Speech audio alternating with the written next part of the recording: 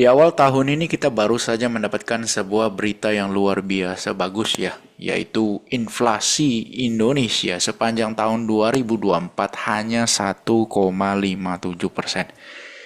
Terendah sepanjang sejarah Indonesia. Sebenarnya sih terendah sepanjang sejarah data ini dibuat. Jadi tidak dari tahun 1920 ada data inflasi, enggak. Jadi ya, tapi ya kita oke lah headlines daripada berita CNBC terendah sepanjang sejarah, oke, no problem.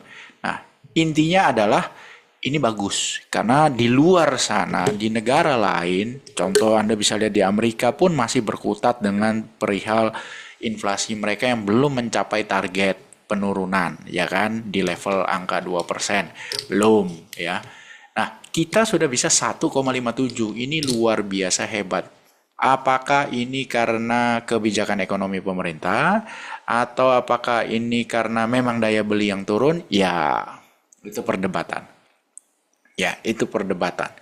Intinya sih, berdasarkan data dan fakta, kita mengalami deflasi 5 bulan berturut-turut pada tahun 2024, ya, mulai dari bulan Mei sampai dengan September. Ini merupakan sebuah rekor, yang mana rekor terpanjang deflasi secara bulanan itu sejak 1999, ya. Panjangnya deflasi ini 5 bulan itu melebihi deflasi yang terjadi di awal pandemi 2020. Jadi kalau pandemi itu kita mengalami deflasi karena semua orang ketakutan, semua orang dipaksa diam diri di rumah, di tahun 2024 ketika orang berhamburan di jalan, berlibur, apa segala macam ini, ada anak sekolah, kebutuhan anak sekolah, liburan, belanja, tidak ada tidak ada larangan untuk bepergian, deflasinya malah 5 bulan.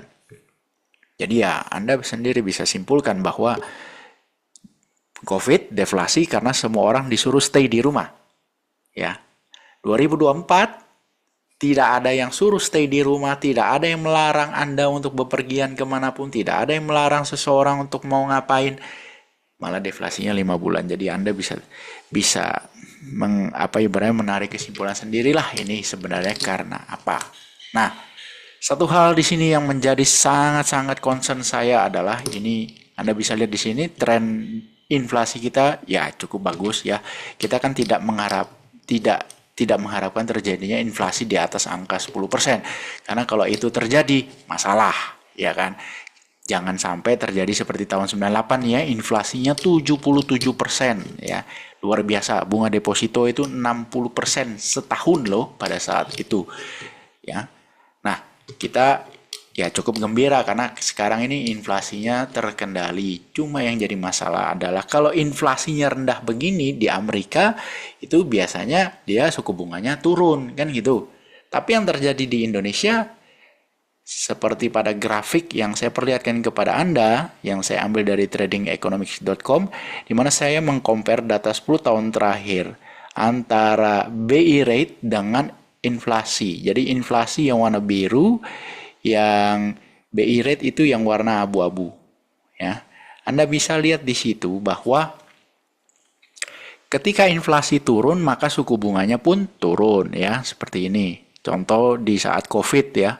Covid tingkat inflasi turun sampai 1,32%, maka BI rate yang tadinya berada di angka 6% turun sampai mencapai terendahnya di 3,5%. 3,5% Anda mau ngambil bunga kredit itu biasanya murah ya, di bawah 10%. Ya bisa 8,5, 8 mungkin.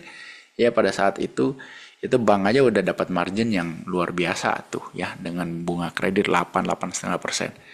Nah, kemudian inflasi naik, maka BI rate-nya pun naik. Jadi fungsi daripada BI rate ini seperti gas rem untuk mengendalikan atau mengurangi dampak, memitigasi dampak dari inflasi yang naik ya. Demikian juga kalau inflasinya turun maka BI rate-nya juga turun. Anda bisa lihat di sini ya, 2015 inflasi dari 6,96 naik ke 7, 7,5, kemudian turun sampai terendahnya di 2016 itu 2,79.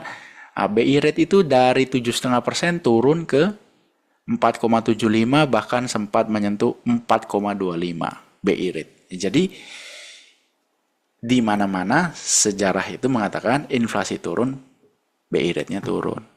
Ya, tapi yang terjadi saat ini Anda bisa lihat bahwa sejak 2023 inflasi kita itu cenderung turun, tapi Anda bisa lihat BI rate-nya tidak turun. Bahkan kita dalam 2 tahun terakhir dari 2023 awal hingga 2024 tutup tahun itu baru satu kali penurunan, yaitu dari angka 6,25 menjadi 6%. Sedangkan inflasinya itu sudah dari 5,95 turun menjadi 1,57%. Turunnya jauh inflasinya, tapi BI rate-nya cuma turun 1/4%. Ya, seperti di video sebelumnya yang saya bilang bahwa kita punya jatuh tempo utang yang luar biasa besar, sehingga supaya untuk membuat SBN kita tetap laku, tidak terjadi capital outflow, maka suku bunga kita, BI rate-nya yang menjadi acuan untuk menentukan return daripada SBN, itu harus menarik return dari SBN-nya. Maka si BI rate jangan terlalu rendah, karena kalau BI rate-nya terlalu rendah, maka return daripada SBN juga rendah. Siapa yang mau? Sekarang misalnya Anda punya 1 miliar, kalau ditawari SBN dengan return 7,5%, Anda mau. Terus ibaratnya nanti di tahun ini return SBN-nya yang baru nih, misalnya seri 0,0000008 misalnya, ditawari return-nya cuma 5,75%. Anda mau nggak? Tentu tidak mau. Ya kan? Lah buat apa? Taruh di SBN, dapat return 5%, tapi mata uangnya melemah 5% lebih dalam setahun. Lah ngapain? Rugi. Seperti itu. Ini kita bicara menarik minat uang asing supaya terjadi inflow masuk ke negara kita. Nah, saya tadi kulik berita, ternyata benar perkiraan saya, di mana ini sudah pernah dijawab oleh Pak Peri sendiri pada bulan berapa nih beritanya? Bulan Agustus, 2 Agustus 2024, ya. Pak Peri menjelaskan meskipun inflasi Indonesia saat ini berada pada level yang rendah, ya, pada bulan Agustus itu kan inflasi kita sudah berada di angka 2,12%. Rendah itu. Ya, rendah itu. Jarang-jarang inflasi kita itu 2%-an. Ya. Tapi Pak Peri menyatakan bahwa keputusan untuk mempertahankan BI rate diambil dengan pertimbangan stabilitas ekonomi global. Maksudnya apa? Ya kan? Maksudnya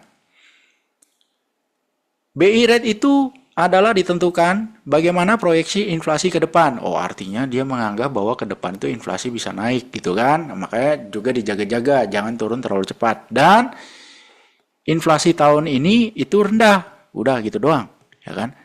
Salah satu tantangan utama adalah kenaikan terus-menerus dalam surat utang luar negeri, khususnya US Treasury Note yang memberikan tingkat imbal hasil lebih tinggi dibandingkan dengan surat berharga negara Indonesia. Nah, itu alasannya. Jadi kalau misalnya di Amerika, US Treasury untuk 10 tahun nih misalnya, bunganya 4%. Ya. Di Indonesia SBN 7%. Oh, lebih tinggi Indonesia dong gitu kan?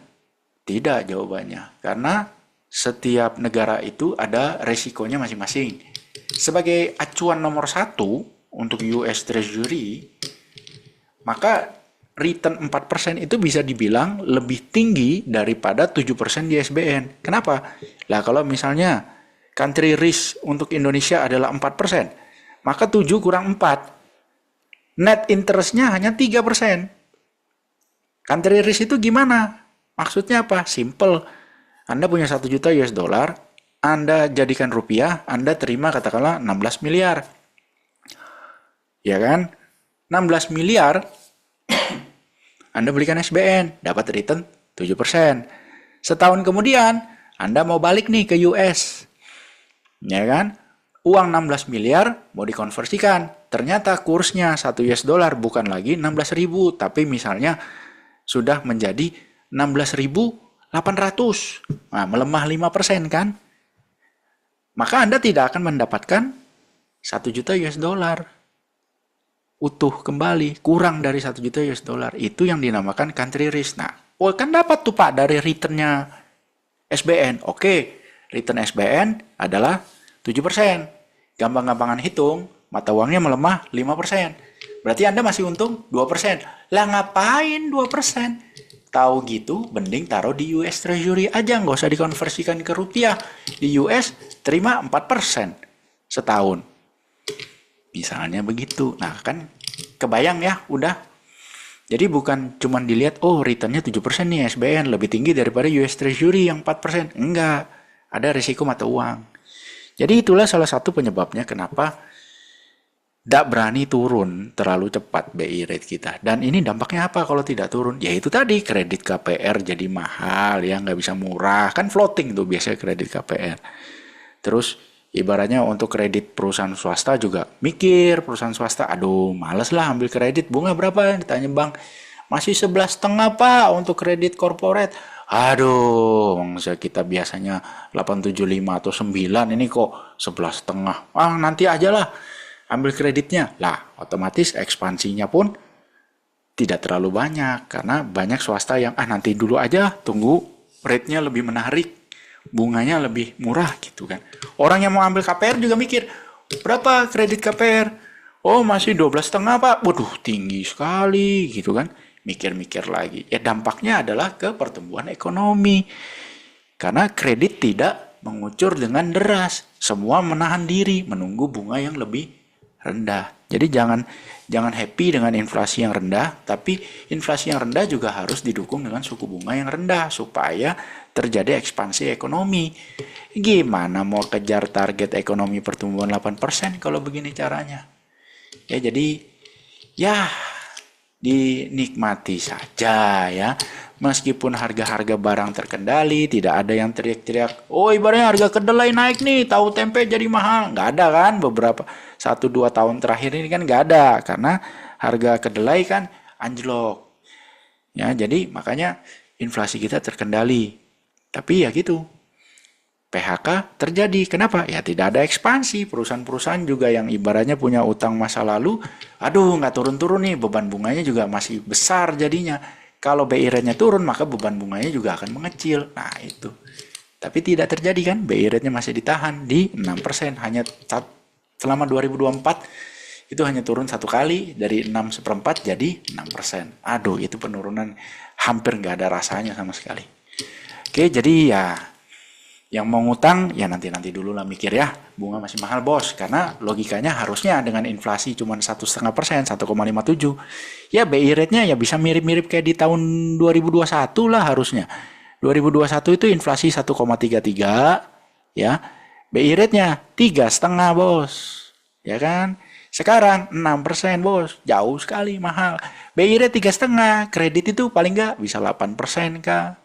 Ya kan, 7,5 kah? Waduh, menarik itu untuk ambil kredit, entah itu KPR, entah itu untuk ekspansi perusahaan, menarik. Tapi kalau sekarang ya nanti dulu deh bos, kalkulator saya jebol nih kalau pakai bunga yang sekarang di mana BI rate 6, kredit paling nggak 9, 11. Ya kan? Wah, tinggi. Nanti aja dulu bos. Oke, semoga bermanfaat, sampai jumpa di video berikutnya.